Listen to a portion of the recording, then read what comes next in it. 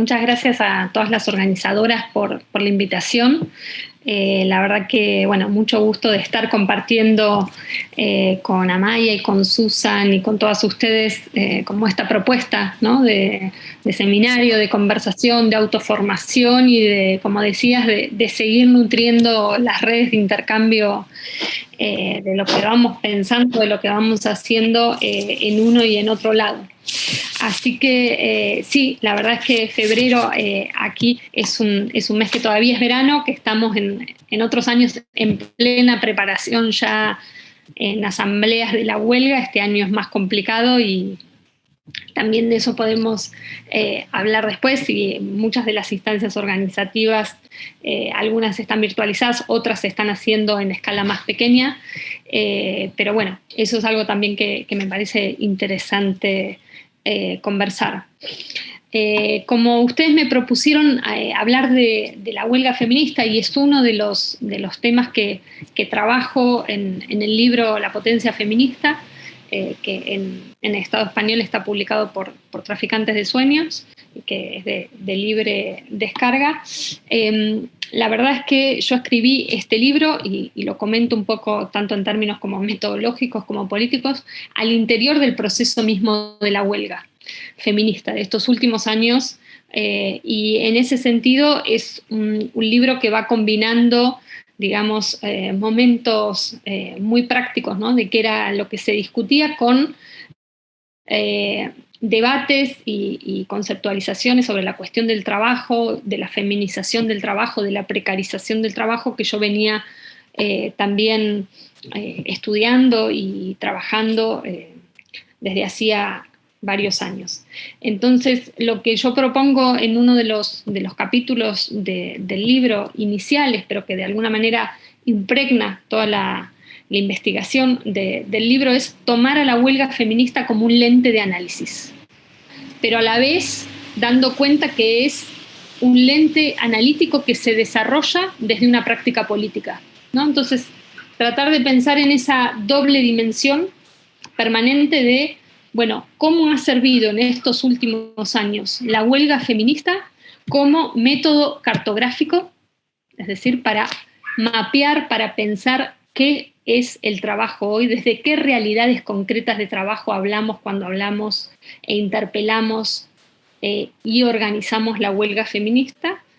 Y por tanto es un método de análisis y es un dispositivo organizativo. Me parece que esa primer doble dimensión es interesante para pensar la característica, o una de las características de la huelga feminista de los últimos años, cómo en su práctica organizativa involucra e incluye una dinámica de investigación. Con esto quiero decir que, a diferencia de otros momentos donde está muy claro a quién convoca una huelga, pienso en la huelga como herramienta más tradicional de un movimiento obrero sindicalizado, formal, establecido, con una fuerte identidad y pertenencia. En este momento la huelga feminista trabaja con realidades laborales, existenciales, mucho más heterogéneas, mucho más ambiguas, mucho menos definidas, y por lo tanto la pregunta que me parece que ha sido bien interesante en términos prácticos, organizativos, pero también conceptuales, es decir, bueno, ¿quiénes somos hoy trabajadoras, trabajadores? ¿Qué significan nuestras experiencias laborales? ¿Y en qué sentido cabemos o podemos ser parte de una huelga, cuando en principio a la mayoría no se les reconoce como trabajadores y trabajadoras, especialmente como trabajadoras, ¿no? Esa fue, me parece, una de las cosas más interesantes, digo, del proceso político en Argentina, pero creo que compartido en un montón de lugares, que era, bueno, pensar la huelga feminista desde todas las realidades laborales que en principio no tienen la posibilidad de ir a la huelga, si pensamos la huelga o si concebimos la huelga en su dinámica tradicional, formal, asalariada. Y por tanto, pensar la huelga desde todo lo que no entraría supuestamente en la huelga nos permite iluminar, dar visibilidad, repensar todos esos trabajos que muchas veces ni siquiera son reconocidos como trabajo. En este sentido, una de las cuestiones que más hemos trabajado en Argentina y que más se han discutido en Argentina eran todas esas situaciones de compañeras que decían: no puedo ir a la huelga porque no tengo trabajo estable, porque no tengo un patrón o un jefe visible a quien yo le vaya a avisar que entro en huelga, porque no estoy al interior de ningún sindicato, porque nadie nota mi ausencia si mi trabajo es un trabajo doméstico en el hogar o en el territorio. Es decir, lo que primero surgían eran todas las imposibilidades de hacer huelga. Y me parece que una de las apuestas más fuertes y de los desafíos más interesantes que ha puesto la huelga feminista es decir, cómo todas esas realidades pueden ser alojadas en la huelga feminista y no son la ratificación de una imposibilidad de ir a la huelga. Es decir, la huelga feminista tiene que estar a la altura de comprender, incluir, cobijar todas estas realidades laborales que, por mucho tiempo no han sido reconocidas como tales y que incluso para las que están al interior de esas experiencias de trabajo y experiencias de vida, lo primero que surge es decir, bueno, la huelga no me contiene, la huelga es algo que no puedo hacer, si dejo de trabajar un día, ese día no consigo el dinero que necesito, soy trabajadora ambulante, callejera, soy trabajadora informal, soy trabajadora de hogar, no me puedo sumar a la huelga. Y creo que el trabajo político más interesante que se ha ido haciendo y que creo que le da densidad al proceso político de la huelga es haber ido compartiendo, qué significaban esas imposibilidades, también de compañías que decían, no puedo ir a la huelga y quiero ir a la huelga. No puedo ir a la huelga y quiero hacer el ejercicio político de pensar qué clase de trabajo es el que desarrollo. Entonces, por ejemplo, de las consignas que en el segundo año de la huelga internacional surgió es trabajadoras somos todas, ¿no? Con la idea de producir ese reconocimiento colectivo y al mismo tiempo sin homogeneizar qué significa ese reconocimiento de que trabajadoras somos todas, sino en qué sentido esa multiplicidad de realidades laborales permitían a la vez pensar la multiplicidad del mundo del trabajo actual. Entonces, esa exigencia de ampliación tanto del imaginario de la huelga como de las formas concretas en que la huelga puede desplegarse en términos de huelga feminista, me parece que ha sido muy interesante, insisto, en este doble nivel, la huelga como dispositivo organizativo que no puede apelar a automatismos, no puede dar por sentado quién va a acudir a la huelga, no puede dar por sentado que hay un derecho de huelga, no puede dar por sentado que hay una organización representativa en términos sindicales de la huelga. Entonces, todas esas complejidades me parece que han aparecido como problemas prácticos muy concretos, pero que al mismo tiempo son problemas, digamos, de mayorías. Es decir, la huelga entendida como una prerrogativa sindical de trabajadores y trabajadoras asalariadas, reconocidos como tales, sindicalizados, etc., ha devenido una herramienta bastante acotada. Lo que hace la huelga feminista es volver a ampliar y recrear la herramienta de la huelga, dando cuenta y actualizando lo que significan las realidades laborales. Y poniendo como eje y como punto fundamental la realidad laboral de mujeres, migrantes, cuerpos disidentes de la norma heterosexual, y todas esas formas que además en América Latina son, digamos, muy expansivas y están muy expandidas y tienen además nombres vinculados a la economía informal, a la economía popular, es decir, a toda una trama de organización del trabajo y de reproducción de la vida que tiene dinámicas de fuertes procesos de informalización y también fuertes procesos de autogestión y autoorganización política, que hace que muchas se reconozcan como bajo el nombre de economías populares. Ahí hay una persona, María Rosa, que está pidiendo la palabra. Recogemos al final, Verónica, no te preocupes. Tú sigue y después recogemos. Ok. Bueno, entonces este es el primer punto que yo quería plantear. Este doble nivel de la huelga, cartográfico, analítico y organizativo. ¿Qué significa entonces que la huelga feminista tenga la exigencia de incorporar todas estas dinámicas laborales que en general no son, y que históricamente no obtenían el estatuto de trabajo? ¿Y qué significa hacer una construcción y una interpelación política que parte de la imposibilidad, que dice, de la mayoría que dice no puedo ir a la huelga no es una herramienta en la que yo pueda incluirme, y aún así hay este deseo de huelga. El segundo punto que se desprende de lo anterior, pero que creo que es un segundo punto en sí mismo, es cómo esta forma de la huelga nos obliga a repensar, redefinir la relación entre trabajo, territorio y conflicto, ¿no? Creo que, de nuevo, vemos ensancharse a qué se le llama conflicto laboral, ¿no? Es decir, ¿qué calificamos como conflicto laboral? Si empezamos a pensar las situaciones de conflictividad que se dan en estas realidades de trabajo que no son las realidades del trabajo formal, asalariado.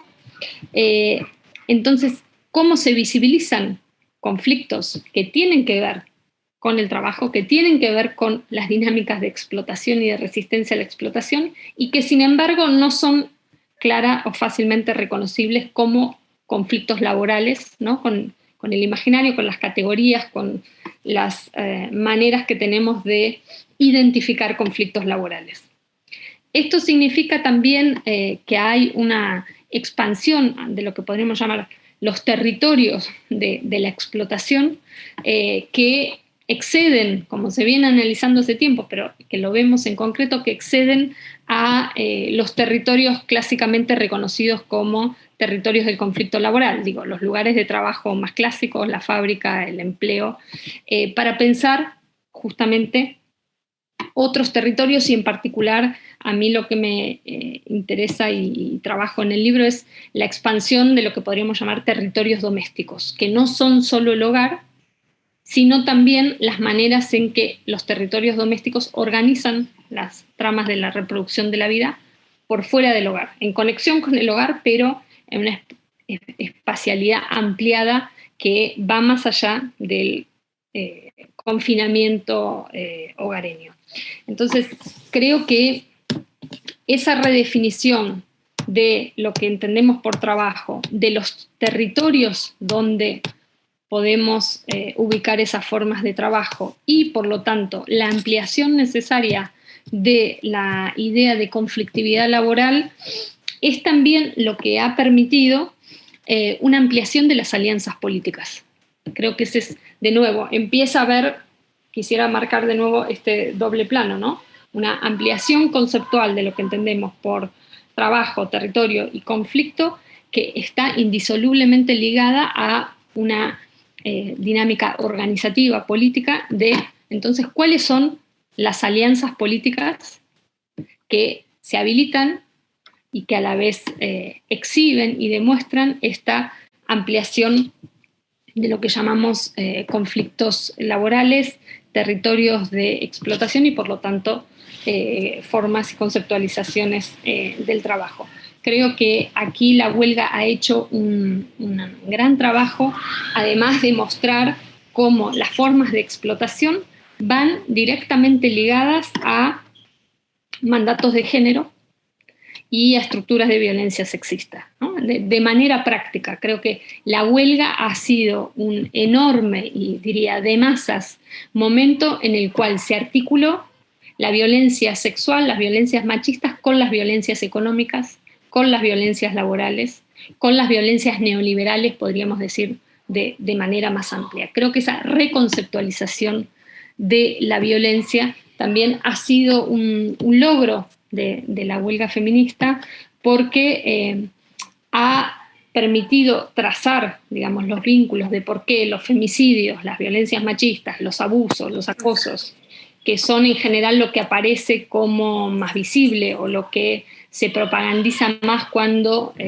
se habla de los feminismos saliendo a la protesta, cómo esas dinámicas de violencia machistas están directamente vinculadas a formas de violencia que son laborales, insisto, institucionales, racistas, económicas, financieras. Entonces, creo que ese mapa complejo, ¿no?, ese diagnóstico complejo de la interconexión de violencias le da también a el debate y a los repudios contra las violencias machistas una densidad también que permite conectar justamente lo que mencionaba antes, ¿no? Cuáles son los territorios del conflicto pensados como conflictos que tienen que ver con el trabajo, indisolublemente ligados de mandatos de género, ¿no? Creo que eso es algo que, insisto, la huelga ha puesto de relieve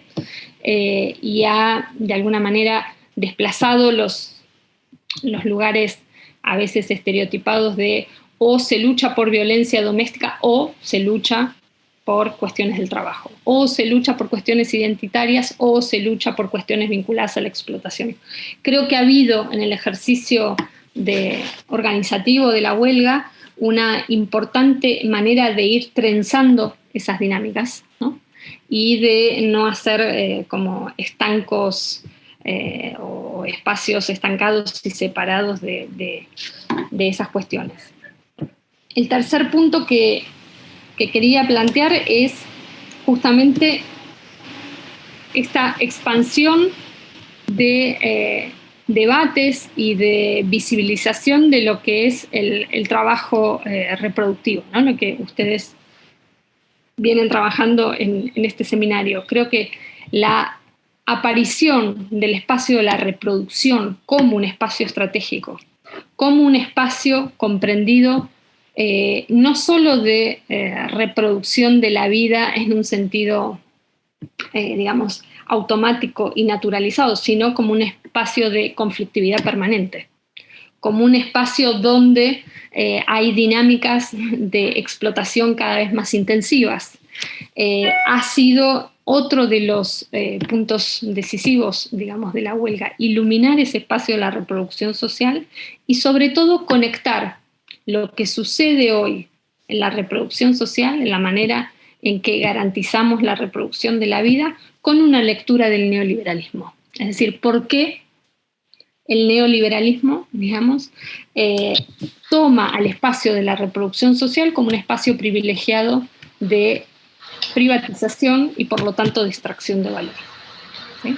Entonces, ahí hay toda una serie de reconfiguraciones de lo que significa, digamos, que la reproducción de la vida no esté garantizada para las mayorías, por lo menos en nuestros países, por medio del trabajo asalariado, que obliga, ¿no?, a encontrar formas de reproducción de la vida que implican formas de trabajo que muchas veces están por fuera o exceden o se conectan de manera intermitente con el trabajo asalariado. Esto le da un protagonismo cada vez mayor al espacio de la reproducción social, ¿sí? Y esta, digamos, politización del espacio doméstico, esta desnaturalización de la reproducción cotidiana, ha sido, yo creo, también uno de los logros y del ejercicio de la huelga feminista como proceso político. Acá en el caso, digamos, que yo trabajo de Argentina, esto también lo vinculo a cómo digamos, se han articulado formas de subsidios sociales que reconocen las tareas de la reproducción social y que están en permanente tensión con una orientación, podríamos decir, familiarista de esos subsidios sociales, es decir, se las da a las madres con hijos para que hagan ciertas tareas de cuidado, etcétera, etcétera, y cómo desde el movimiento feminista se ha discutido esa orientación familiarista de los subsidios, ¿no? Y esa carga naturalizante de los cuidados sobre ciertos cuerpos. Eso creo que es una tensión importante y que se ha ido discutiendo, ¿no? Y que tiene que ver con la popularización también de los debates de quiénes cuidan, ¿no? ¿Quién garantiza los cuidados? ¿En qué sentido hay un reconocimiento del Estado de esos cuidados, pero a quién se asignan esos cuidados cuando se asignan los subsidios sociales, si esos subsidios son individualizantes y familiarizantes, si esos subsidios son a cambio o en reemplazo de un desmantelamiento de los servicios públicos, ¿no? Son todos debates que han sido y que son muy importantes y que creo que son decisivos en relación a la huelga y a la caracterización en movimiento que va haciendo la huelga de el trabajo de la reproducción social. Entonces, agregaría que además en Argentina estas formas de economía de la reproducción social están permanentemente intersectadas con lo que llamaba antes formas de economía popular, ¿no? Formas de... usamos el término economía popular porque economía informal tiene una carga, un sesgo negativo y digamos, de economía fallida respecto de una economía formal, pero es lo que en general se conoce como dinámicas de precarización generalizada, pero que el término economía popular lo que agrega es que esas economías tienen un saber hacer de autogestión. Tienen, además, muchas, una conexión muy fuerte con dinámicas de movimientos sociales que han organizado la reproducción material de territorios enormes, ¿no? Y que además, y este es el otro punto que quisiera vincular con la cuestión de la reproducción social, poner en juego cómo se realiza la reproducción social en términos cotidianos, es decir, quién garantiza, cómo se garantiza, cuáles son las infraestructuras populares que garantizan la reproducción social, implica una crítica permanente e inmanente a las formas en que se han ido despojando los territorios de servicios públicos, de bienes comunes y de dinámicas de economías autosustentables, ¿no? Es decir, la manera en que hoy hay que producir, garantizar, sostener las formas, las infraestructuras para reproducir la vida, lo que dan cuenta también es de esas dinámicas de saqueo, de despojo y de privatización de servicios colectivos, de servicios públicos y de bienes comunes que en otros momentos garantizaban justamente esas formas de reproducción social. Entonces, creo que esa relación entre reproducción social, crítica al neoliberalismo y mapeo concreto de las formas de despojo y privatización sobre ciertos territorios es un triángulo bastante clave, digamos, para pensar también el carácter político de lo que significa la reproducción social. Es decir, de qué da cuenta esa reproducción social que debe ser asumida en condiciones de crisis y en condiciones de despojo, ¿no? Todos estos son puntos que dejo abiertos y que me parece que van a ser fundamentales para después caracterizar cómo todos estos diagnósticos y estos elementos se ponen en juego en el momento, digamos, de crisis acelerado por la pandemia, ¿no? Pero esto, yo diría, son elementos que podemos ver o que yo intento analizar y desplegar a partir de lo que se ha realizado con la huelga feminista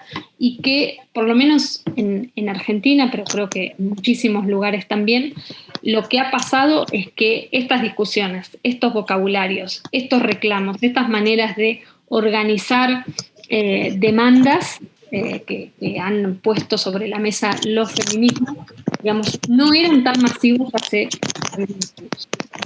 Como que tenemos que pensar que estos debates, estas discusiones, estas maneras de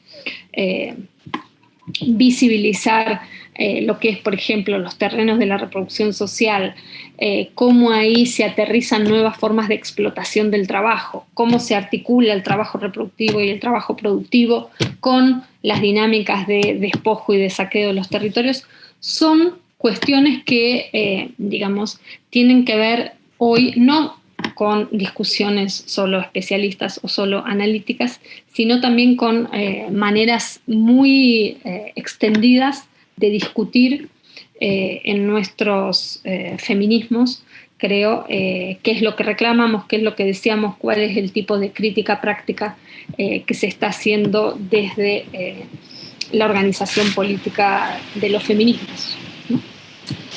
Y el último punto que quería poner es la relación entre reproducción social y finanzas o hegemonía financiera, que en particular es lo que yo trabajo sobre el endeudamiento masivo de los hogares, ¿no?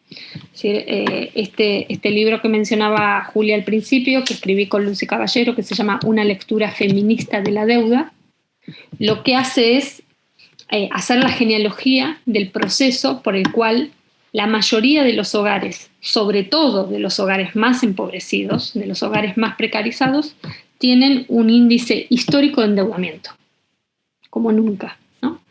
Y por lo tanto es un tipo de endeudamiento doméstico que está fuertemente ligado al endeudamiento macro del Estado. Claramente hay hoy una traducción inmediata de las formas de endeudamiento, básicamente con los organismos multilaterales de crédito. En el caso de Argentina tenemos con el Fondo Monetario Internacional la deuda más alta de la historia y el préstamo más grande de la historia del FMI que dio a la Argentina en los últimos 4 años. La manera en que esa deuda macro, que muchas veces parece como abstracta, o parece como impactar solo en un nivel gubernamental, se traduce justamente en empobrecimiento generalizado y por tanto obliga a la toma de deuda obligatoria y compulsiva al nivel de los hogares. Es decir, es imposible pensar de manera separada la deuda macroestructural de los países con su traducción en endeudamiento doméstico. Y en esta investigación que hacemos, en los últimos años lo que se confirma es que el endeudamiento doméstico es mayoritariamente para comprar alimentos, medicamentos y pagar los servicios básicos de las casas. Y ahora en pandemia para pagar renta, alquileres, ¿no? Entonces, a partir de eso lo que vemos es que el endeudamiento es una financiarización de la vida cotidiana. La deuda lo que hace, y este es el término que nosotras trabajamos, es coloniza la reproducción social, ¿no? Como si se enjambra en la reproducción social. Se hace necesario y obligatorio para la reproducción de la vida cotidiana, para satisfacer las necesidades más inmediatas del día a día. Entonces, esto implica desde lo que nosotras venimos trabajando, todo un cambio en la relación entre deuda y trabajo, por ejemplo, ¿no? Entre deuda e ingreso, entre deuda y promesa de trabajo a futuro, entre deuda y obediencia, entre deuda y amortización de la crisis en términos privados e individuales, entre deuda y el término que usamos es explotación financiera. Cómo poder pensar, ¿no?, las dinámicas de endeudamiento doméstico como una forma de explotación financiera del trabajo doméstico, reproductivo, informalizado de las economías populares, ¿no? Es decir, cómo hay una extracción de valor y podríamos decir, ejercen la función de patrón, ¿no?, las deudas, respecto de unas dinámicas laborales que son fuertemente informalizadas, precarizadas y muy ligadas a esto que llamamos los territorios domésticos, ¿no? Entonces, esa suerte de intimidad, ¿no? En que las finanzas se aterrizan y capturan el espacio y el terreno de la reproducción social, nos parece que es un tema clave porque hace que la finanza se convierta en una suerte de mediación permanente de una crisis que nunca parece estallar del todo, y sin embargo implosiona, ¿no? Y explota la vida cotidiana. Pero que siempre tiene una astucia de seguir mediando y haciendo que la crisis parezca que puede resolverse con toma de deuda individual y privada, ¿no? Entonces también es una desresponsabilización a nivel, digamos, de los estados de las consecuencias del endeudamiento macro, ¿no? Que se traduce en un endeudamiento doméstico y que obligan a los hogares a financiar de manera carísima, privada e individual, y favoreciendo a las grandes corporaciones para comprar, como les decía, los productos más básicos, alimentos y medicamentos, que además, en el caso de nuestros países, pero no creo que solo en nuestros países, son insumos dolarizados, ¿no? Es decir, por las grandes corporaciones de alimentos y por las farmacéuticas. Entonces, ahí se va, digamos, también complejizando cómo muchas veces, en el caso de Argentina, y esto es lo que estudiamos en particular, subsidios que da el Estado para enfrentar situaciones de urgencia, o en el caso, por ejemplo, de la pandemia, situaciones de extrema excepcionalidad, terminan siendo capturados, ¿no? Por la deuda doméstica y por las grandes corporaciones que hoy están a cargo, digamos, de los suministros de los insumos básicos. Inmobiliarias, alimentos y medicamentos, ¿no? Entonces, creo que es permanente esta idea, digamos, que nos permite la huelga de ir repensando estos flujos financieros en relación a la reproducción social. Nosotras ahí hablamos de una dinámica de aterrizar, de ponerle cuerpo y territorio a las finanzas, que en general es un tema que parece abstracto, de especialistas, que parece que es incomprensible para quien está por fuera, digamos, de esos ámbitos de saber específicos. Y lo que vemos es justamente que las finanzas han desembarcado en el modo en que gestionamos la crisis en términos domésticos y cotidianos. Entonces, ese es otro punto que me parece importante y que en Argentina, digamos, como parte de la agenda de los feminismos, bajo la consigna vivas, libres y desendeudadas nos queremos, ha sido una manera, ¿no?, de conectar las violencias machistas con la demanda de autonomía económica, con la crítica a las formas de financiarización de la vida cotidiana, ¿no? Cuando decimos vivas, libres y desendeudadas nos queremos, estamos haciendo esas conexiones y me parece poniendo en el debate público lo que significa el endeudamiento en los hogares, cuáles son las estrategias, además que se renuevan una y otra vez. Si en los 80 era el microcrédito para las mujeres y las emprendedoras, hoy estamos viendo el relanzamiento de formas de inclusión financiera, ni hablar de los momentos de burbuja financiera, digamos, que toman distintos activos, digamos, como parte de la especulación. Entonces, esa idea de colonización de la reproducción social por parte de las finanzas a través de la forma del endeudamiento de los hogares, del endeudamiento doméstico, me parece que es otro punto que la huelga feminista ha iluminado, ha señalado. Es decir, aparentemente no tenemos jefe, patrón, no estamos explotadas porque no tenemos un trabajo formal, sin embargo, somos trabajadoras informalizadas, somos trabajadoras explotadas por ese patrón invisible que son las finanzas. Entonces, ¿qué significa, por ejemplo, y es una de las discusiones que algunas hemos impulsado, qué significa hacer huelga a las finanzas? ¿No? Esta es una de esas preguntas, digo, de mucha complejidad, que no solo teórico, sino también muy práctica y muy política, de qué significa la desobediencia financiera, por ejemplo, ¿no? Y qué relación hay entre esta expansión enorme del endeudamiento doméstico y las formas de precarización del trabajo. ¿Por qué las migrantes, por ejemplo, son de las más endeudadas?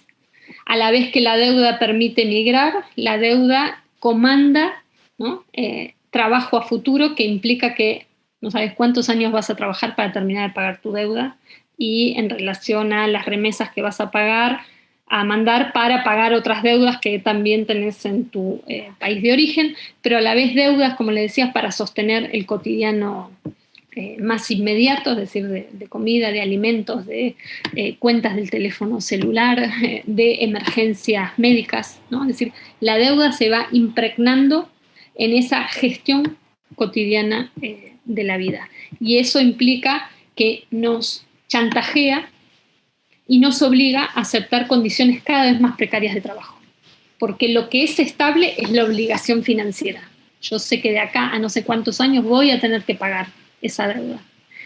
Además, son formas de endeudamiento que no necesariamente, como en otros tiempos pasaba, requieren tener un empleo formal, ¿no? Sino que son formas de endeudamiento que están adaptadas y que se hacen versátiles a poblaciones con subsidios sociales, a poblaciones precarizadas, a poblaciones sin papeles, a poblaciones informalizadas, y que sin embargo, digamos, la red de captura, digamos, y de explotación financiera logra explotar y extraer valor de unas poblaciones que muchas veces ni siquiera se las reconoce como productivas.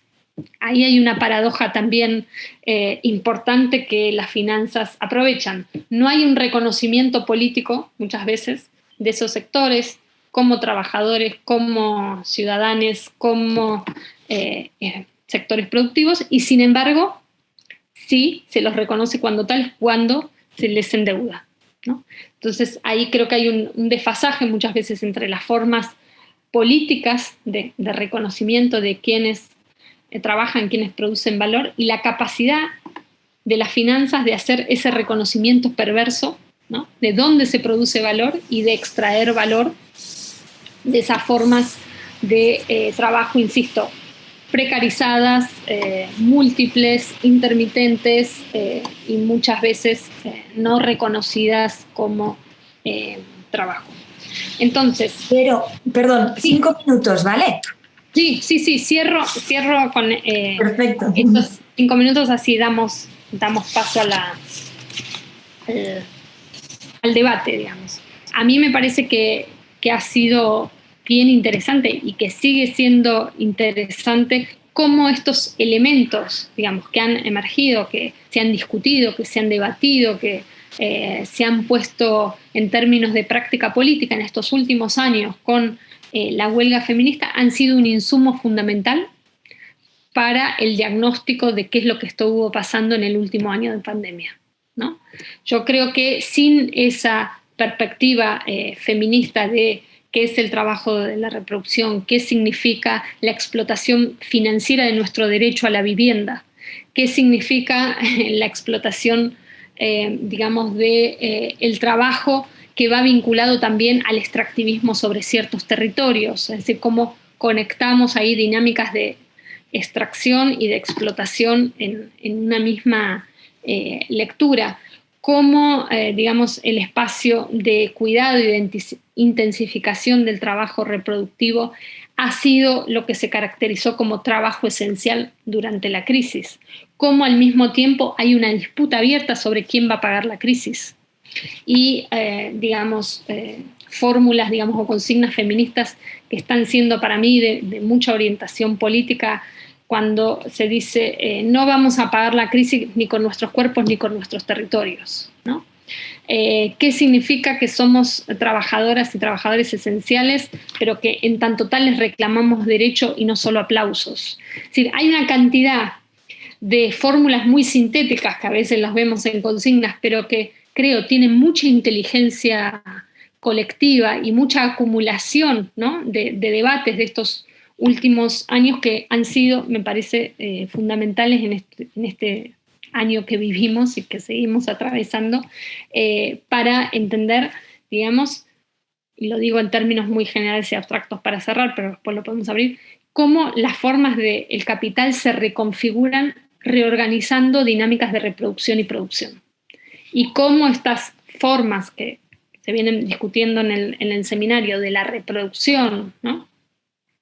Y de las maneras en que el capital se reconfigura intentando ampliar sus fronteras de valorización sobre espacios cada vez más amplios de la vida y de las formas de trabajo cada vez más precarizadas, tienen, digamos, en la lectura feminista, en la práctica de la huelga, en una capacidad de incorporar el elemento financiero como un elemento de análisis desde el feminismo. Me parece que hay algunas pistas y algunas claves que son fundamentales y que nos permiten, digamos, seguir haciendo no solo diagnóstico feminista de la crisis, sino también pensar, por ejemplo, y este es el debate en el que estamos muchas compañeras en estas semanas, bueno, ¿qué significa reinventar la huelga o parar cuando todo el mundo, entre comillas, está parado? O cuando ciertos sectores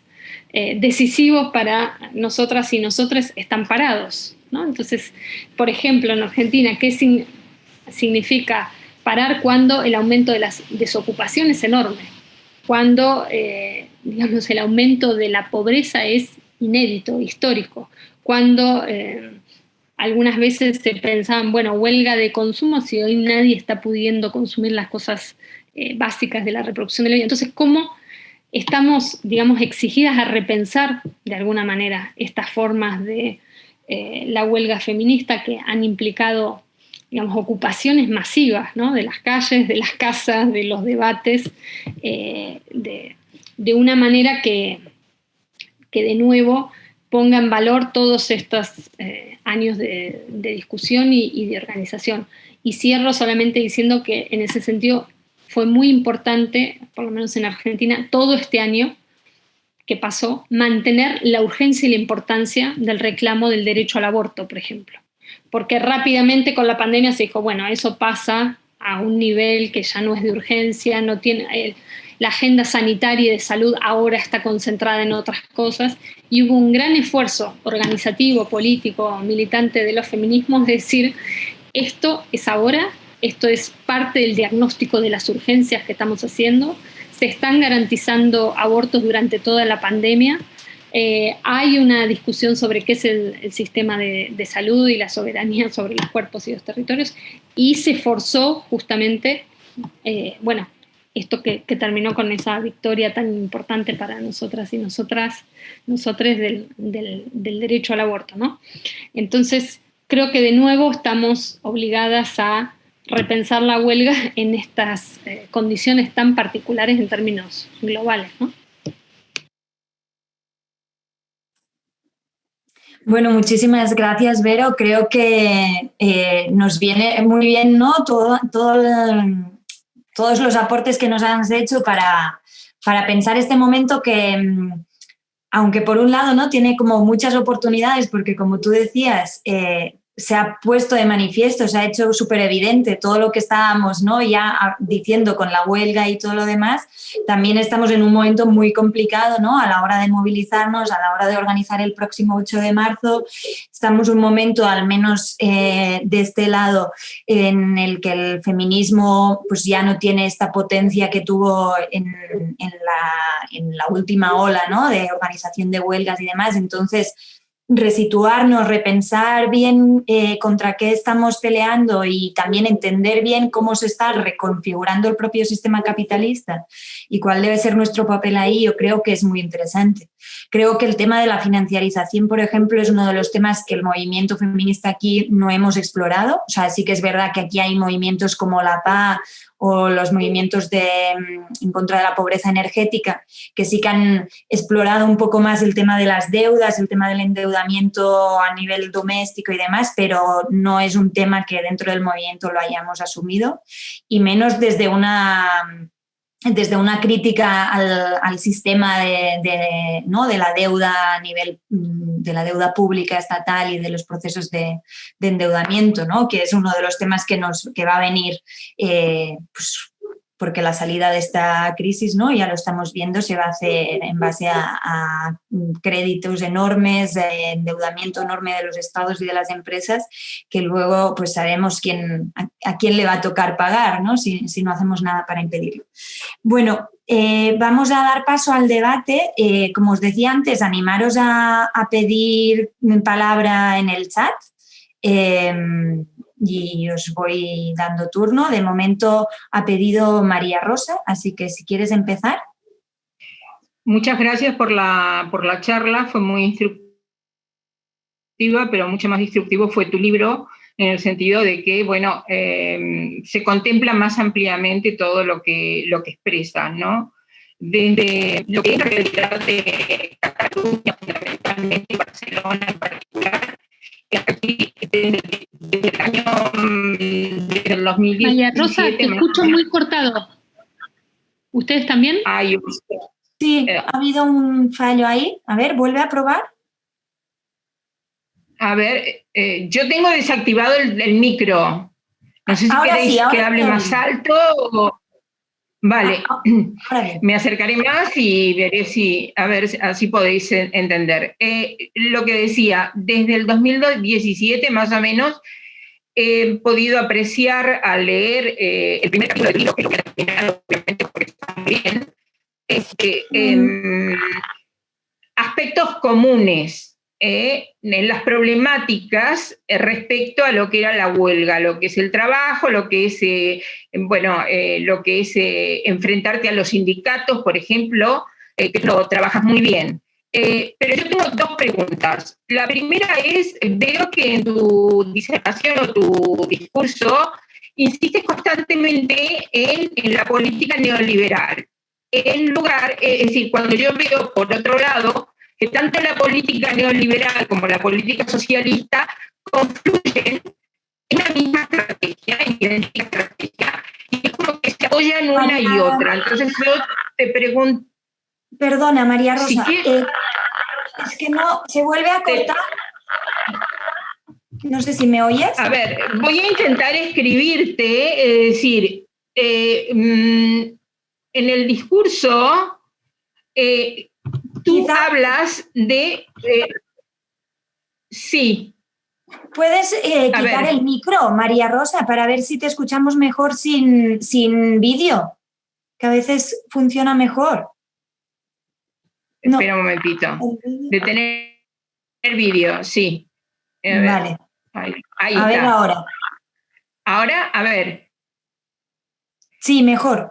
¿Está detenido el vídeo? Sí, supongo, ¿no? No, me sigo viendo yo. Ay, qué lío. Bueno, si no, otra opción es que escribas la pregunta en el chat y... Ahí está, a ver ahora. Y si no, te lo escribo. Vale. En este sentido, yo la primera pregunta que tengo es... cuando tú hablas de, política neoliberal, yo lo que veo es que, está focalizado en un aspecto de lo que es el sometimiento al que tenemos encima, ¿no? Y que apartamos lo que son las políticas llamadas socialistas.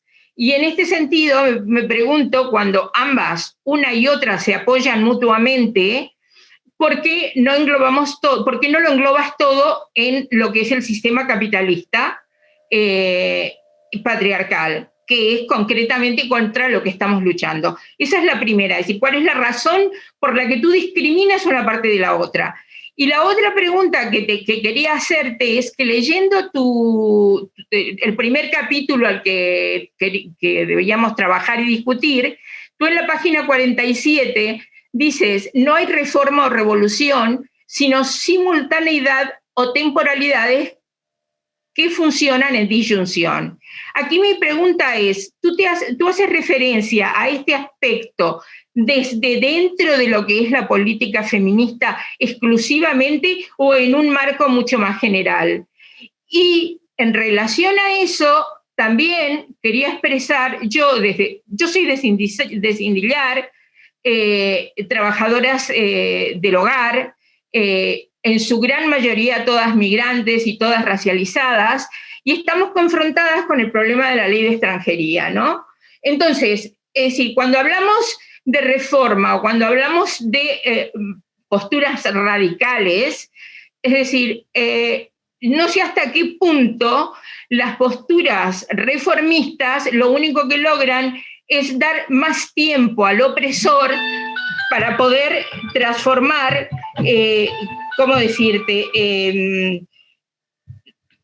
Ay, perdona, porque me llamaron justo por teléfono, un segundo, ¿de qué manera poder ejercer criterios políticos que puedan irse movilizando uno a otro, pero evitando el criterio reformista de que con esto me quedo con esta migaja y después lo acepto. Te doy un ejemplo muy simple.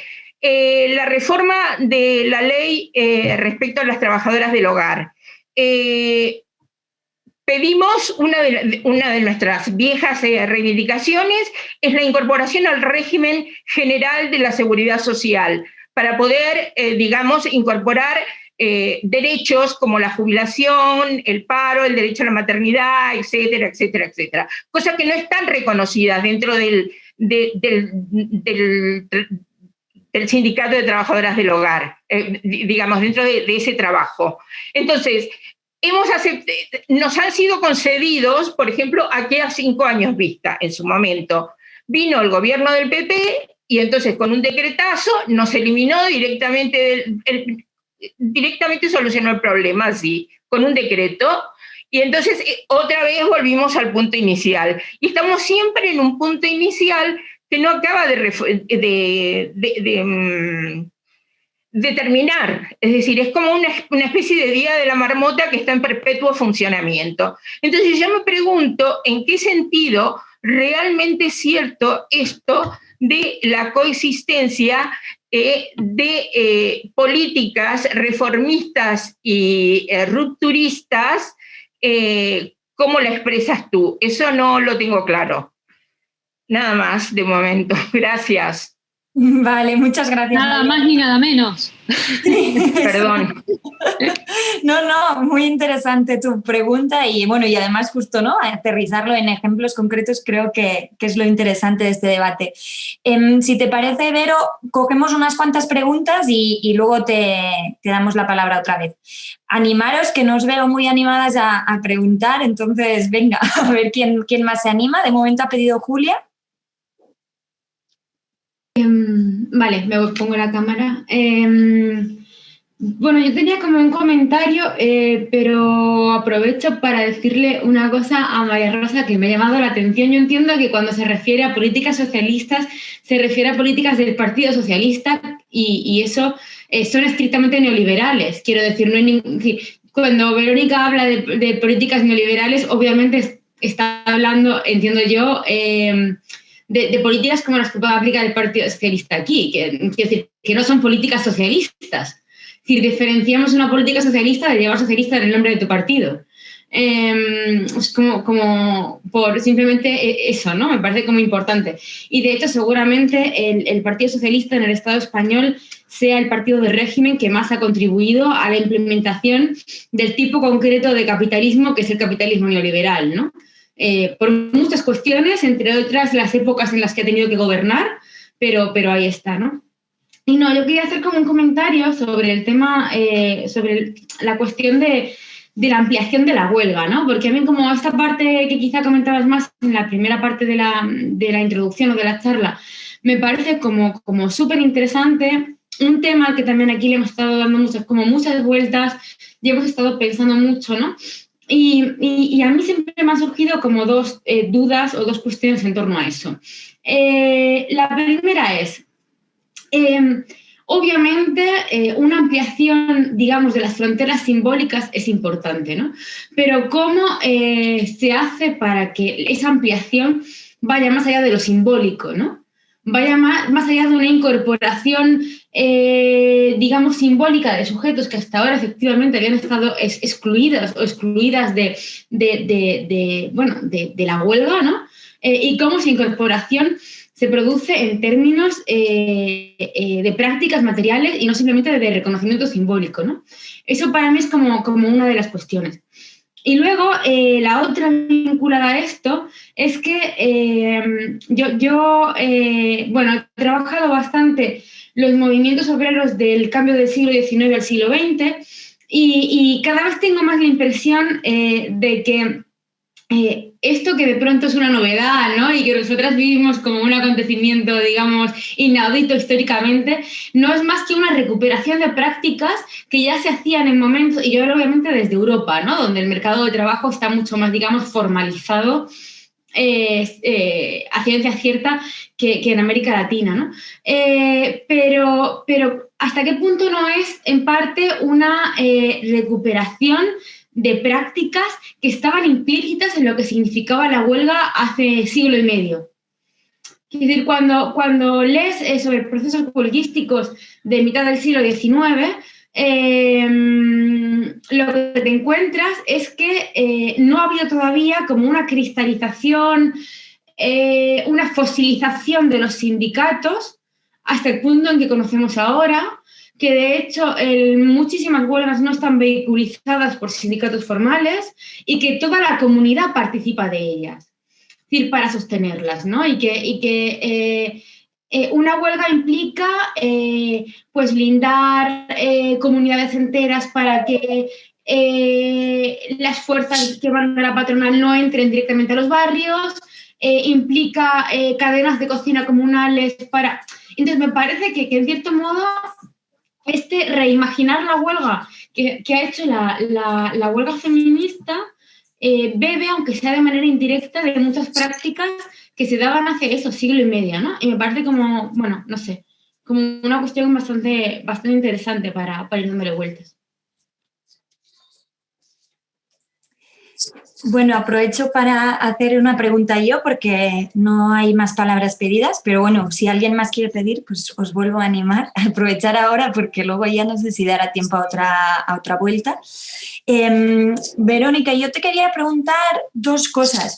Una es que, bueno, más concreta, a ver, para saber un poco cuál es el debate que estáis teniendo en el movimiento feminista en Argentina, vinculada a una de las cosas que está ahora aquí bastante presente, que es el tema de la renta básica, como una propuesta planteada como una vía de garantizar derechos, ¿no? Que desde el movimiento feminista, bueno, desde el movimiento no sé, pero algunas feministas, ¿no? han hecho algunas críticas diciendo que al final la propuesta de la renta básica sería una propuesta monetaria, ¿no? Que seguiría siendo pues, para resolver necesidades básicas a través del mercado, a través de una renta económica y demás, y luego también pues, haciendo la crítica pues, a que sea algo familiarista, ¿no? Que no cambiaría las estructuras patriarcales y demás. Entonces, yo te quería preguntar, ¿qué debates, si hay un debate sobre esto ahí? Si hay, porque sí que he visto que que empieza a haber también ya planteamientos del tema de la renta básica también en Latinoamérica, que no sé si es algo un poco más nuevo ahí. Y sobre todo te quería preguntar porque en uno de los artículos que publicamos en Viento Sur, creo que era el de las 10 tesis feministas, planteabais la propuesta de un salario feminista, pero no lo desarrollabais mucho más. Entonces, no sé, si te animas a contar un poco más, si lo tenéis un poco más pensado, porque creo que podría ser una de las vías para desatascar este debate, ¿no? Plantear estrategias de rentas públicas, de rentas estatales que vayan a garantizar derechos, pero que en vez de una gestión, de que se haga una gestión individual y monetaria, ¿no? Que puedan ir a fortalecer redes comunitarias o... Bueno, no sé, que nos cuentes un poco más vosotras cómo lo pensabais, porque creo que puede ser interesante para el debate acá. Y luego también, si te animas a ayudarnos a pensar un poco más cuáles podrían ser las agendas de un movimiento feminista internacional en estos momentos, ¿no? Yo creo que, por ejemplo, el tema de las vacunas, ¿no? De las patentes de las vacunas, podría ser un tema que tomara la agenda feminista de forma muy fuerte, ¿no? Y sobre todo por el tema internacionalista de qué países van a quedarse exentos, pero no sé si se te ocurren otros temas que podríamos y cómo podríamos rearticular en un momento en el que quizá las huelgas, como las hemos organizado en los últimos años, pues ya no tienen tanto sentido, pero que creo que sigue siendo necesario, ¿no? Tener agenda feminista internacionalista, aunque la huelga esté ya un poco, superada o que no tengamos la fuerza que tuvimos en su momento para organizar estas huelgas otra vez. A ver, creo que Judith ha pedido palabra, quizá le damos la palabra a Judith y luego ya te devolvemos la palabra a ti, Vero, y vemos si luego nos da tiempo para otra ronda. Judith. Vale, pues muchas gracias Verónica por tu presentación, la verdad que muy interesante y has planteado muchos elementos. Quizá por mi parte un par de preguntas, así rápidamente. Claro, cuando pensamos, ¿no?, en la huelga feminista, a veces de manera provocadora, ¿no?, digo, el movimiento feminista en el siglo XXI tuvo la capacidad de hacer algo que el movimiento obrero, diríamos, anheló todo el siglo XX, ¿no?, que fue, o sea, es un poco provocador, ¿no?, la organización de diríamos, una huelga, ¿no?, a nivel, pues eso, ¿no?, internacional.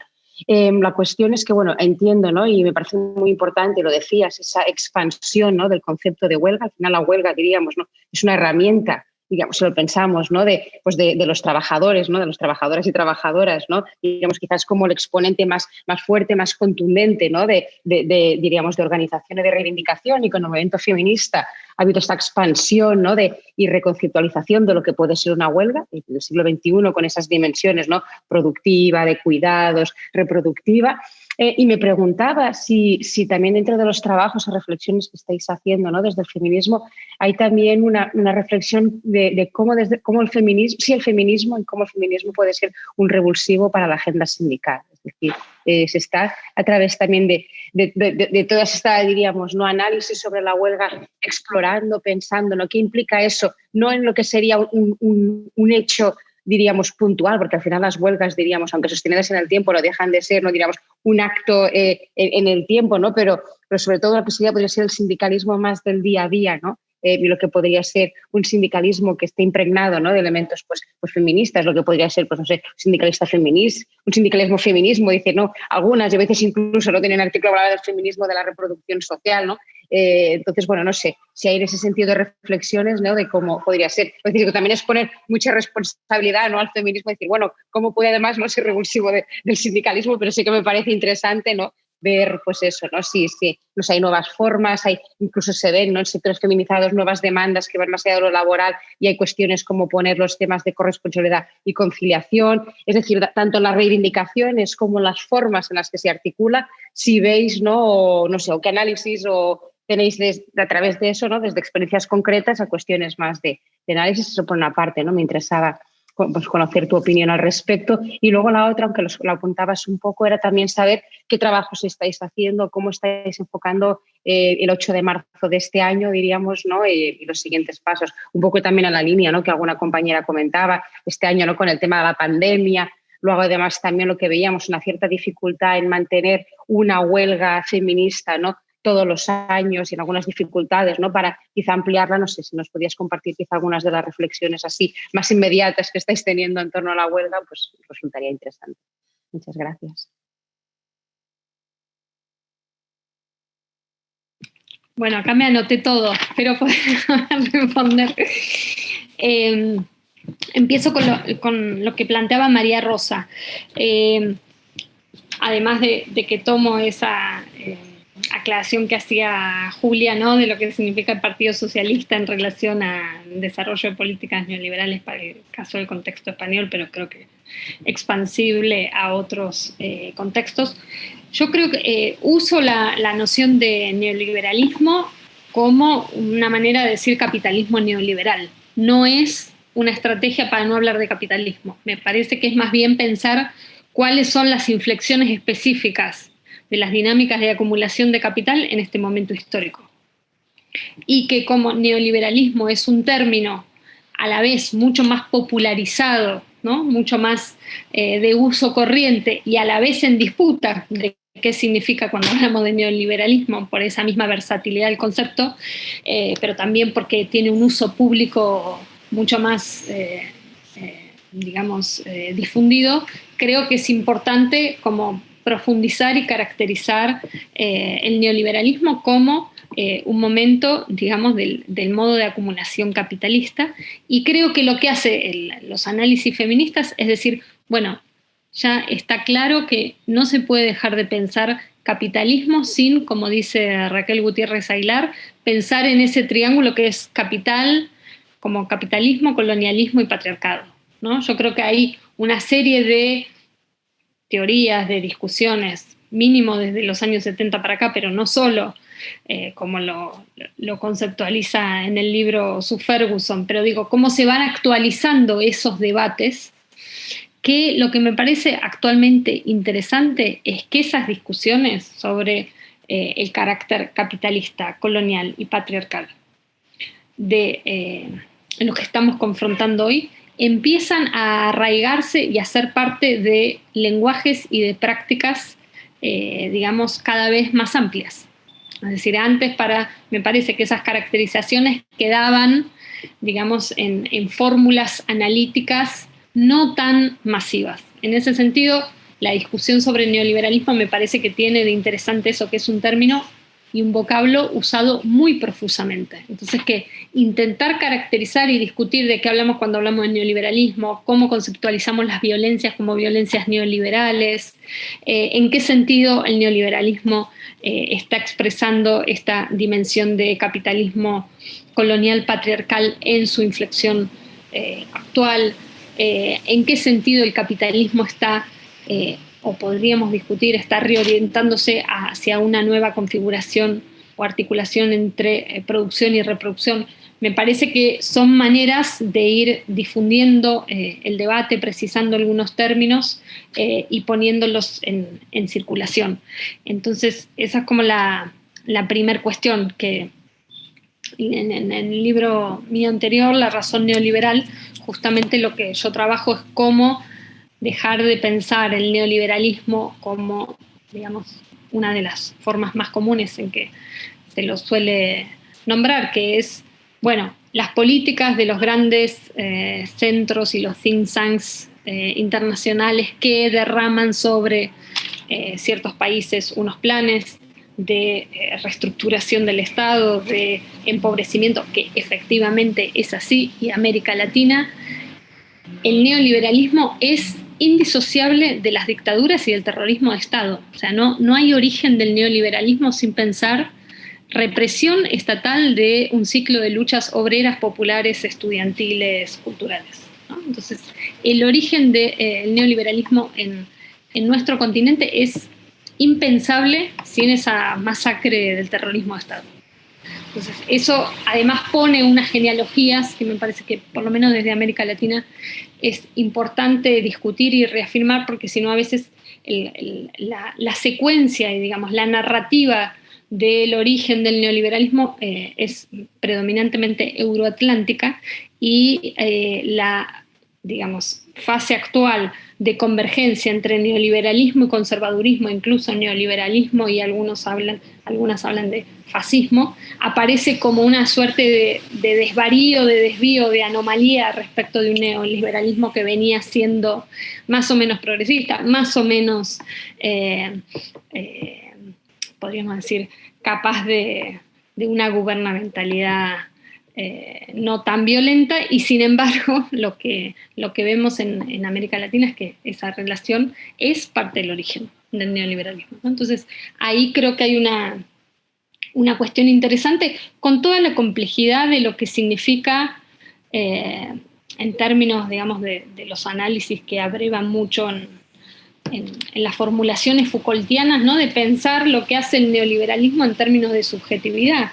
Y esto desde los feminismos discutimos mucho en relación a, bueno, qué significa estas finanzas y estas deudas que te ofrecen como modelo ser empresaria de vos misma en el medio de la pobreza y del recorte de los servicios públicos, y que aparece como la deuda como la solución, pero al mismo tiempo la interpretación de tu deseo de superación, de competencia y de empresaria de vos mismo, ¿no? Entonces, cómo hay también una intervención de lo que podríamos llamar el régimen de acumulación en su fase neoliberal sobre las subjetividades, ¿no?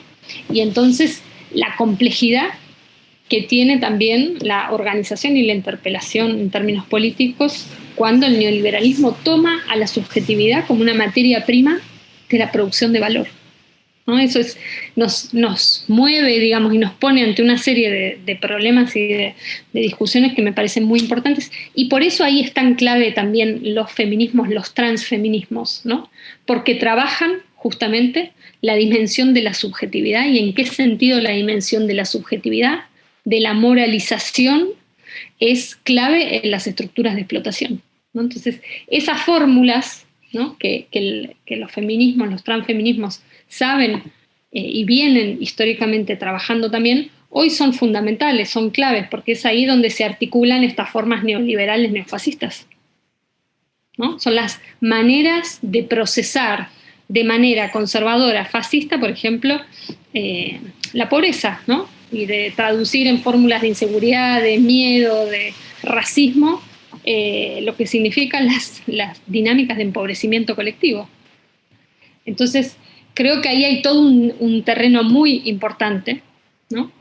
En la capacidad de confrontación que tienen los feminismos con estas máquinas neoliberales, ¿no? De organización de la subjetividad, de empobrecimiento a nivel macroestructural, pero también, digamos, como esa idea de que el neoliberalismo puede capturar, codificar en términos, digamos, de mercado todo lo que surge, ¿no? Entonces ahí creo que es muy importante.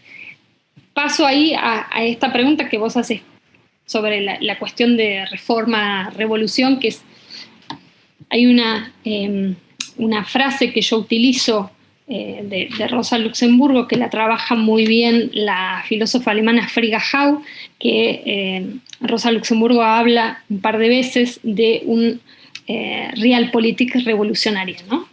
Conjugando esos dos términos que parecen antagónicos, ¿no? La idea de realpolitik y la idea de una política revolucionaria, y ella justamente trata de trabajar qué significa esa capacidad de las luchas de tener, podríamos decir, una dimensión reivindicativa, ¿no? Una agenda reivindicativa, que al mismo tiempo no excluye, sino que trabaja al interior de un horizonte de transformación radical.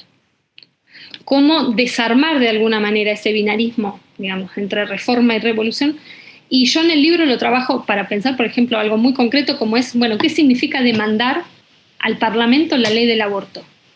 Podríamos decir, es una política meramente reformista, y como podríamos decir, todo reclamo parlamentario, ¿no? Y a la vez lo que aparece, tomando eso, pero podríamos tomar otras luchas concretas, es cómo ahí la dimensión parlamentaria es una dimensión que, sin embargo, no agota lo que ha significado la lucha por el aborto, ¿no? Que es una lucha que pone en primer lugar la cuestión de clase, ¿no?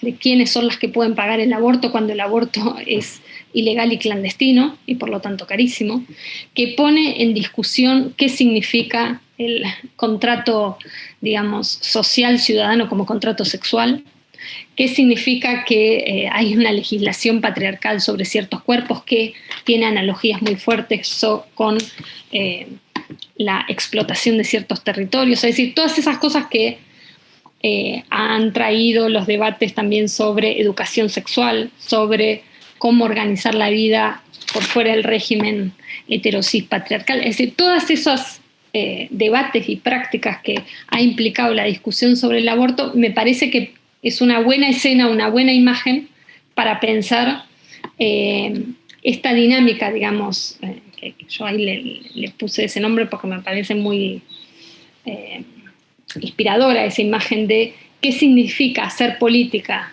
todos los días, pensar en estrategias políticas, pensar en conseguir ciertos logros, en inscribir ciertas demandas, sin que eso implique abandonar un deseo de transformación radical, ¿no? Creo que hay un problema que toca esa fórmula de la teoría revolucionaria más clásica que es bien interesante, ¿no? Y que yo creo que los feminismos tienen mucha capacidad de manejar esos varios planos a la vez. O eso es lo que digo, para pensar lo que está pasando, por ejemplo, en Chile, ¿no? Con lo que han sido las movilizaciones estudiantiles, feministas, lo que es la revuelta social, lo que es la apuesta por las candidaturas constituyentes por parte de los movimientos sociales y en particular de los feminismos contra la constitucionalización neoliberal de lo que significa y ha significado el pinochetismo. Creo que son, momentos en que esas articulaciones complejas de una política que parece reformista, pero que no es solamente reformista, o que está abriendo permanentemente el horizonte más allá de eso, es bien interesante. Acá anoto el nombre. En el Estado español salió con una traducción, que es la que tomamos también en Argentina, de Montse Galcerán, el libro. Se llama Rosa Luxemburgo o el arte de la política. Paso a las otras preguntas. Julia, sobre el archivo, digamos, de las prácticas de ampliación de la huelga, ¿no? Creo que eso es bien interesante y que también se permiten alumbrar esos archivos y esas otras prácticas históricas siempre de una experiencia de la actualidad, y eso es siempre interesante, ¿no? Por ejemplo, acá salió mucho la discusión también de lo que habían sido las huelgas de inquilinos, inquilinas, por ejemplo, a principio de siglo, ¿no? Es decir, cómo cuando se abre en un momento histórico esa concepción y esa práctica de la huelga empiezan a resonar, ¿no? Otras experiencias históricas que también habían quedado por ahí menos visibles o menos reconocidas como huelgas, y creo que sí, que hay muchos puntos en común. Lo que diría es, bueno, depende también qué querramos subrayar. Si queremos subrayar como la novedad de este momento, que esa novedad al mismo tiempo no exige decir, bueno, esto no existió nunca, o esto no está conectado en genealogías con otras formas históricas de luchas o de ampliación, podríamos decir. Claro que eso es, podríamos hacer muchos linajes y que eso me parece también bien interesante, ¿no? Y de pensar las formas de revuelta y de protesta del trabajo, digamos, no formal, que también en América Latina, si no, no habría historia del trabajo casi, ¿no? No habría historia de la revuelta obrera si es solamente reducida a las luchas sindicales, con toda la fuerza y con toda la importancia que han tenido, pero que claramente no agotan el repertorio, ¿no? Pero sí. Y ahí eso me lleva a lo otro que decías, que es, yo creo que es muy importante que no es solamente simbólico, ¿no? Que por supuesto tiene una parte podemos decir, de visibilización, ¿no? De aparición en la escena pública, en la voz pública de quien puede hablar como trabajador y trabajadora, pero yo creo que eso repercute directamente en prácticas materiales, pero no porque eso venga antes y eso venga después.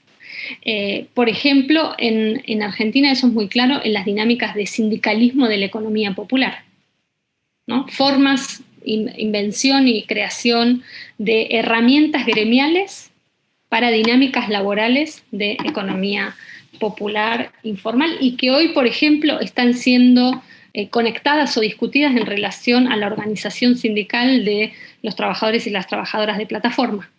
Por ejemplo, ¿no? Para ir conectando como dinámicas que creo van reinventando, y que es un tema que salió en la pregunta de varias, ¿en qué sentido estos feminismos y estas luchas feministas son también una forma de recreación de lo que podríamos llamar sindicalismo feminista, sindicalismo social? Han hablado algunas antes, es decir, cómo esa ampliación de la esfera de lo que llamamos lo laboral en vínculo estrecho con lo existencial, de lo productivo con lo reproductivo, implica que la agenda reivindicativa empieza a tomar demandas y planos de la existencia y del trabajo que necesariamente llevan a que la cuestión sindical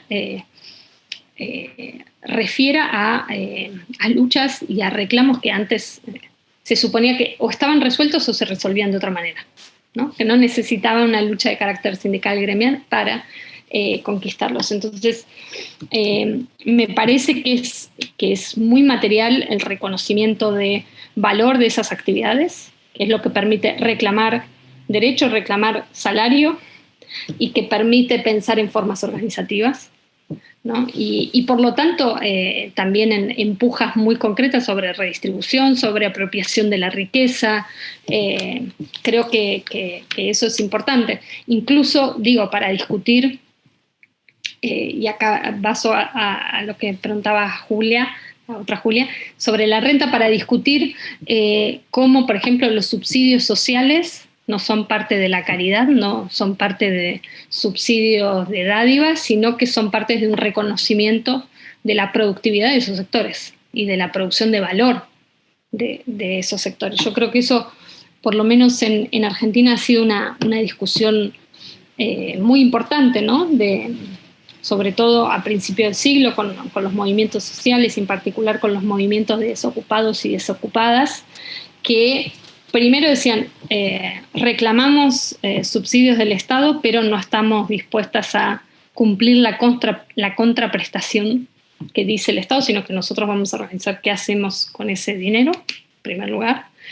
Y en segundo, bueno, acá no hay un subsidio a la desocupación, sino que hay formas de organizar, de trabajar, de autogestionar estos territorios que crean valor, ¿no? Entonces, es un reconocimiento en términos, digamos, de dinero de esa capacidad productiva. Entonces, acá la discusión de la renta tiene por momentos auge, por momentos menos. Estuvo en este año de pandemia, obviamente, creo que como efecto un poco global de los desembolsos que hicieron algunos gobiernos de subsidios extraordinarios. Acá hubo un ingreso, lo que se llamó IFE, ingreso familiar extraordinario, que el gobierno pensaba que iba a dar 3 millones de esos subsidios. Abrió una convocatoria y se anotaron 11 millones de personas. O sea, lo que dio cuenta también de que ni siquiera a nivel del Estado había un registro, una posibilidad de prever, ¿no?, el proceso aceleradísimo de precarización que implicaba la crisis en los primeros 2 meses, ¿no? Entonces, hasta diciembre lo cobraron 9 millones de personas ese ingreso, y entonces hubo toda una discusión porque uno de los reclamos del Fondo Monetario Internacional fue descontinuar ese ingreso, que se descontinuó. Y uno de los debates que había era, si eso podía ser convertido en renta básica, y entonces si ese era el nombre, ¿no? Y yo creo que ahí hay algunos aportes para mí muy, muy iluminadores también de Silvia Federici, ¿no? De que ha hecho una historización de dónde viene la discusión de la renta básica con los distintos nombres, y yo creo que ella ahí pone 2 puntos fundamentales. Cómo puede haber un reclamo de renta básica o de ingreso universal, los nombres que va teniendo, que ya en sí mismos son todo un debate, cómo no puede ser en reemplazo de provisión de servicios públicos, es decir, porque es muy fácil, ¿no?, conectar esas formas de ingreso a una neoliberalización generalizada, digamos, de la sociedad. Entonces, cómo esa renta básica no es, como fue en sus orígenes en Estados Unidos, diagramada y pensada en términos de responsabilización individual o familiar frente a la desaparición de, provisión pública de servicios.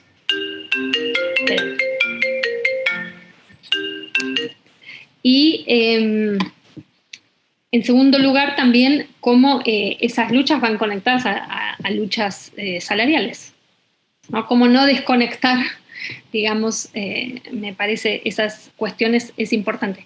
Por eso algunas habíamos empezado con esta idea a pensar también en diálogo con el debate de los años 70, salario feminista. No hemos logrado expandir esa discusión, pero era una manera tanto de volver a traer esa discusión, como tratar de pensar, bueno, cuál sería la especificidad del reconocimiento de estas tareas y estos trabajos en estos espacios de reproducción social, ¿no? Entonces creo que es algo un poco pendiente o que hay que seguir profundizando, ¿no? Porque realmente se conecta con los debates sobre reformas tributarias en los países, los debates sobre, bueno, y acá creo que también tiene que ver con la pregunta sobre agendas de movimiento feminista internacional. Una de las cosas que algunas desde acá estamos tratando de pensar y de discutir es qué acciones podemos hacer para interrumpir la extracción de renta inmobiliaria del agronegocio y financiera, ¿no? Como decir, hay una especie de patronal, podríamos decir hoy, que es la del agronegocio, que privatiza, dolariza los alimentos, pero que además implica un modelo de agronegocio extractivo hacia los territorios.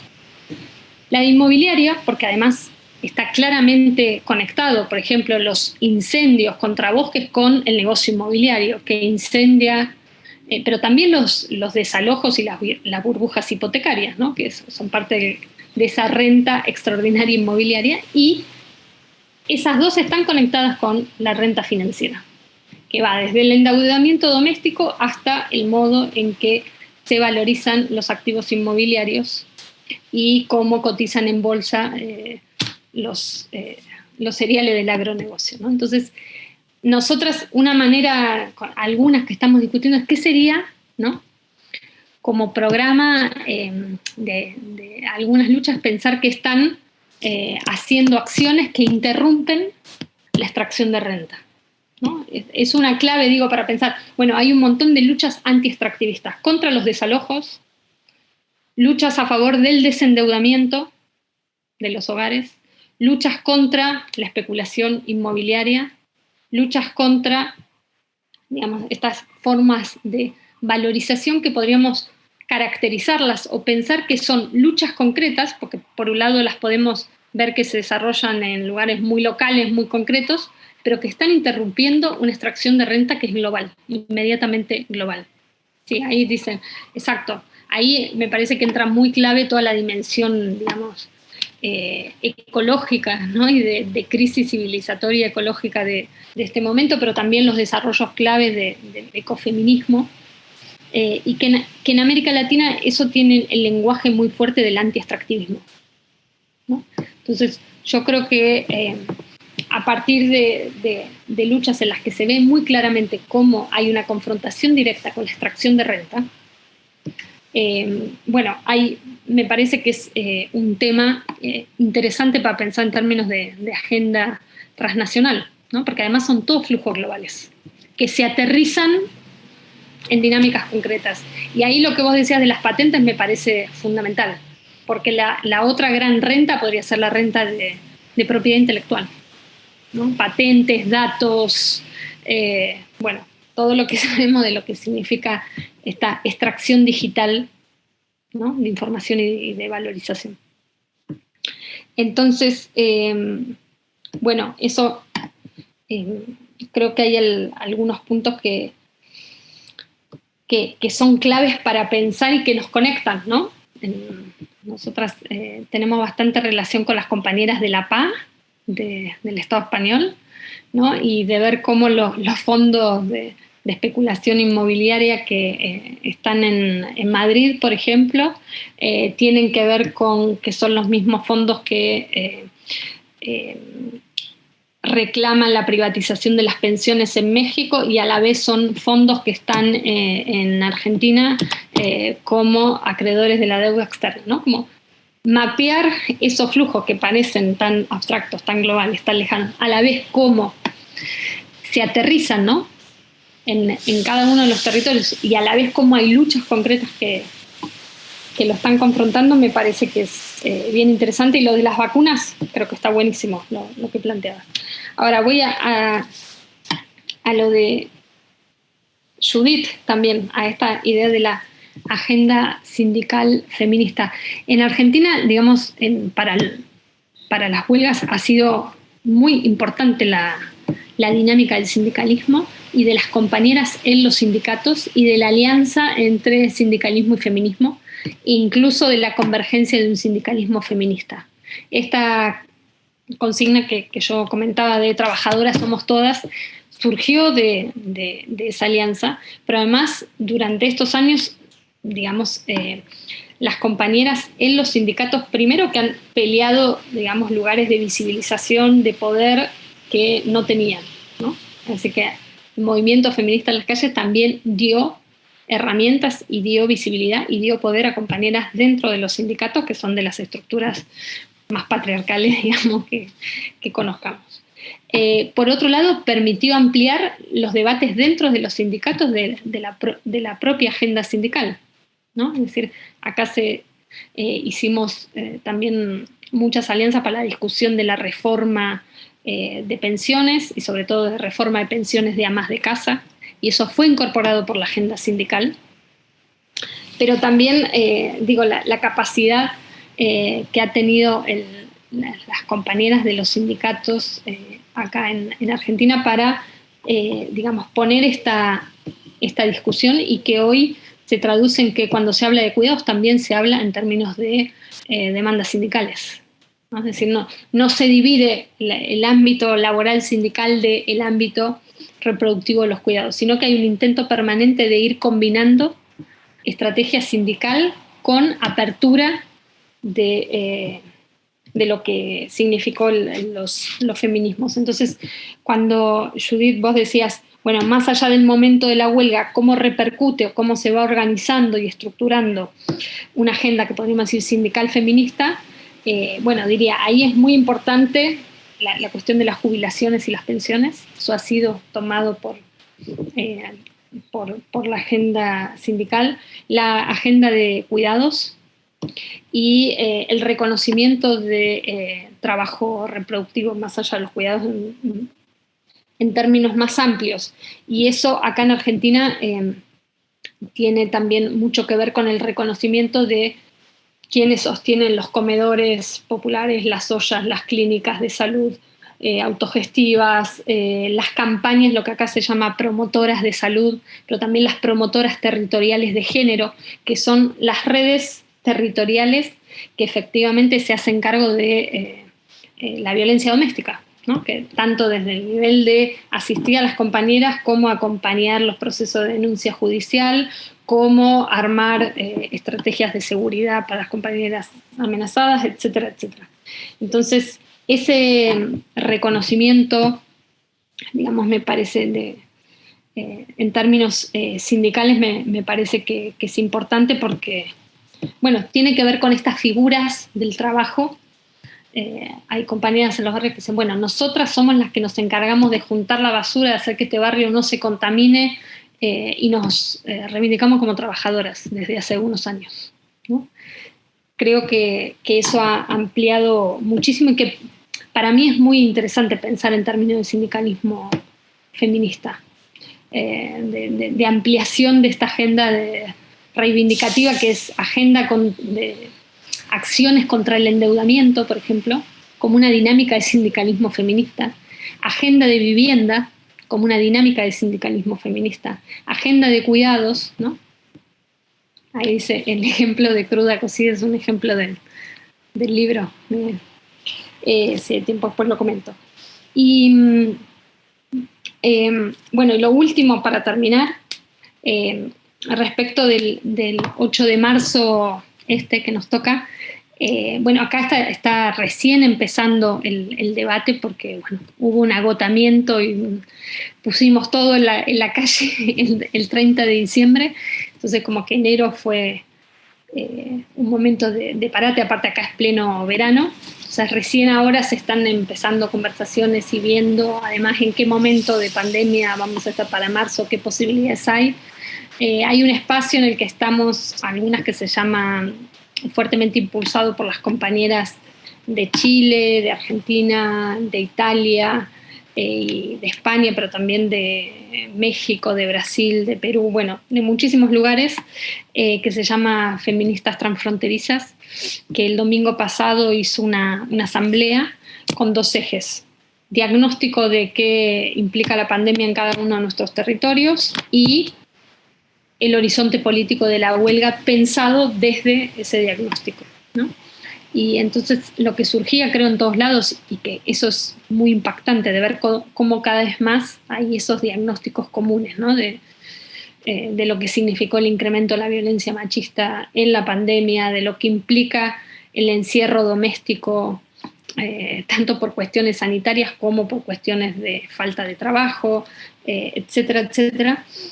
Pero lo que había también era como una necesidad de no soltar el 8M como fecha, como cita, como herramienta también para pensar esto que está pasando. Y esta, digamos, dificultad de que hay una suerte de masculinización, podríamos decir, del espacio público, en muchos lugares de criminalización del espacio público, especialmente contra migrantes, y una especie de repliegue en los hogares, digamos, y bajo formas justamente de superexplotación doméstica. Entonces, ¿cómo no perder la calle, ¿no? Que ha sido un elemento de tanta dinamización, de tanta importancia, de tanta lucha. Entonces, creo que es como un momento en que toca también ser muy creativas y creatives en cómo reinventar la huelga en este momento, o cómo usarla como momento, como cita global en la que todos nos estamos mirando, observando, escuchando, compartiendo consignas, viralizando imágenes comunes para evidenciar cómo sigue esa organización, ¿no? Cómo los feminismos han articulado un movimiento político, y cómo además las dinámicas feministas van impregnando muchísimas luchas. Así que no está sectorizada. Yo creo que ese es otro de los puntos interesantes. Pero bueno, creo que paro acá. Bueno, muchísimas gracias, Vero. Creo que ha sido súper interesante para todas, yo creo, ¿no? Estamos todas aquí rompiéndonos la cabeza para ver cómo vamos a organizar este 8 de marzo. Entonces, tener este espacio también para verlo desde diferentes lugares, para darnos cuenta también, ¿no? de todo lo que hemos podido hacer y de toda la agenda común que sigue existiendo, ¿no? Creo que es muy potente. No hay ninguna palabra más. No sé si hay alguien que se anime a hacer un comentario final. Si nadie dice nada, creo que lo podemos dejar aquí, porque ya llevamos un buen rato. Creo que nadie se anima, ¿no? Que me pareció fantástica la capacidad de síntesis de Verónica para incorporar temas muy amplios. Y en ese sentido, muchísimas gracias y ha sido un placer. Bueno, muchas gracias a todas, a todos, y bueno, sí, seguimos acá pensando y enredadas y conectadas para darle continuidad a esto, ¿no? Pues sí, vamos a seguir muy pendientes de todo lo que organicéis desde ahí, y vamos viendo estas resonancias de los movimientos feministas de todo el mundo. Bueno, muchísimas gracias a todas por haber estado en esta tercera sesión. Nos vemos el domingo a las 7. Y nada, muchísimas gracias, Vero, por la charla, por todas estas reflexiones, que siempre es un placer escucharte. Un abrazo a todos. Un abrazo.